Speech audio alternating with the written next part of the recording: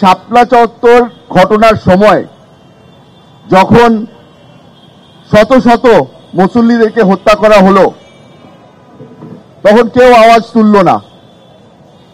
সবাই ভয়ে বাড়ি চলে গেল, চিন্তা করে যে নিজের জান তো বাঁচাতে হবে। আমরা এখানে যখন গণজাগরণ মঞ্চ শুরু হলো, তখন লক্ষ লক্ষ মানুষ চলে আসলো, বিরিয়ানির প্যাকেট হাতে নিয়ে ঘুরে বেড়াচ্ছিল। আমার তো আর আসার সুযোগ হয়নি, আমি টিভির পর্দায় দেখেছি। বারবার স্লোগান দিচ্ছিল, ফাঁসি ফাঁসি ফাঁসি চাই। গত কয়েকদিন ধরে ইন্টারনেটের মাধ্যমে, ইউটিউবে, ফেসবুকে আমিও অনেক জায়গায় শুনছি বারবার করে ফাঁসি চাওয়া হচ্ছে। একজন বলল ইমরান এই সরকারের ফাঁসি দিতে হবে, একজনে বলল এই লাকি আক্তারের ফাঁসি দিতে হবে। ভাইরা আমার, আমাকে ক্ষমা করে দিবেন, কিন্তু আমি এটার পক্ষে না। এখানে আপনারা বিচার চাইতে পারেন, আপনারা ফাঁসি চাইতে পারবেন না। আপনারা যদি এখানে দাঁড়িয়ে ফাঁসি চান, তাহলে আমাদের আর তাদের মধ্যে পার্থক্যটা কি হলো?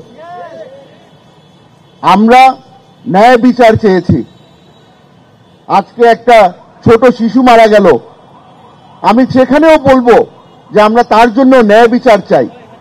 আমরা চাই যে যারা যারা এই ক্রাইমের সাথে জড়িত ছিল তাদেরকে কোর্টে পেশ করা হবে, তাদেরকে প্রতিটা সুযোগ দেওয়া হবে যে তাদের জন্য ডিফেন্স লয়ার থাকে। এই সব সুযোগ কিন্তু আমাদেরকে দেওয়া হয়নি, আমাদেরকে বঞ্চিত করা হয়েছিল। বারবার প্রতিটা রাস্তায় আমাদেরকে আটক করা হয়েছিল। আমরা লয়ার দিতে পারবো না, আমরা সাক্ষী দিতে পারবো না, কিছুই দিতে পারবো না, কারণ তখন মব রুল কায়েম করা হয়েছিল। এইখানে দাঁড়িয়ে যেই সিদ্ধান্ত নেওয়া হবে সেটাই হয়ে যাবে রাষ্ট্রের সিদ্ধান্ত। আমি আপনাদেরকে বলে দিতে চাই, এই মবের মাধ্যমে আপনারা হয়তো একদিন জয় হতে পারবেন, কিন্তু ইতিহাসের পাতায় লেখা থাকবে যে এখানে জাস্টিস করা হয়নি, এখানে মব রুল ছিল। জানি যে কথাগুলো বলছি অনেকেই পছন্দ করবে না, তবে যেহেতু দায়িত্ব দিয়েছেন, রাজনৈতিক একটা দায়িত্ব পেয়েছি, আপনাদেরই শুভাকাঙ্ক্ষী হিসাবে আপনাদের সামনে দাঁড়িয়েছি। এই তিতা কথাগুলো বলা খুবই জরুরি।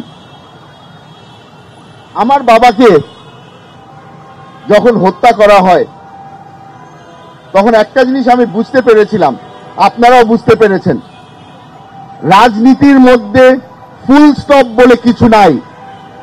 আজকে অনেক জায়গা থেকে দেখলাম অনেক ধরনের ভাষণের পরে বলা হচ্ছে এটাই বলে গেলাম ফুল স্টপ। রাজনীতিতে ফুল স্টপ বলে কিছু নাই।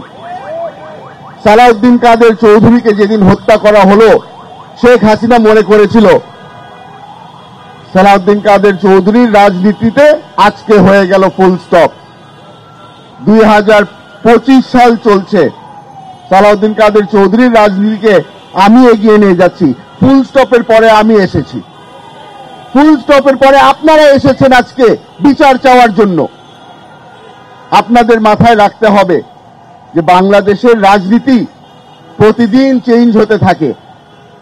আপনাদের সচেতন হতে হবে, আপনাদের মাথায় রাখতে হবে যে আজকে যারা আপনার বন্ধু, কালকে হয়তো তারা আপনার বন্ধু থাকবে না। সবাই নিজেদের রাজনৈতিক ফায়দা নিতে চায়। এখানে যখন গণজাগরণ মঞ্চ হয়েছিল, তখন কত মানুষ ছিল বলেছিল এই গণজাগরণ মঞ্চকে আমরা সমর্থন দেই। আজকে তারা কোথায়? লেজ গুটিয়ে পালিয়ে গেছে। তারা এখন আর ইমরান এই সরকারকে চিনে না, তারা আর লাকি আক্তারকে চিনে না, তারা শেখ হাসিনাকেও চিনে না। তারা এখন নিজেদের যান বাঁচানোর জন্য ব্যস্ত। আপনারা চিন্তা করে দেখেন, আজকে আমরা এখানে হয়তো খুব কম মানুষ এসেছি। যখন গণজাগরণ মঞ্চ হয়েছিল, লক্ষ লক্ষ মানুষ, বাস ভরে ভরে প্রতিটা জেলার থেকে মানুষ এসেছিল। এরা কি চেয়েছিল? বিচার চেয়েছিল? এরা কেউ বিচার চায়নি। এরা চেয়েছিল ফাঁসি আর এক প্যাকেট তেহারি, এর থেকে বেশি আর কিছু চায়নি। চিন্তা করে দেখেন কত কম খরচের মধ্যে কত বড় একটা অপরাধ হয়ে গেল। কতগুলো মানুষ জান হারালো, কতগুলি মানুষ তাদের পরিবারের থেকে বিচ্ছিন্ন হয়ে গেল, কতগুলি পরিবার ধ্বংস হয়ে গেল। এদের মনের মধ্যে কোনো কষ্ট নেই। জীবনের সব আয়োজন এখানে একসাথে।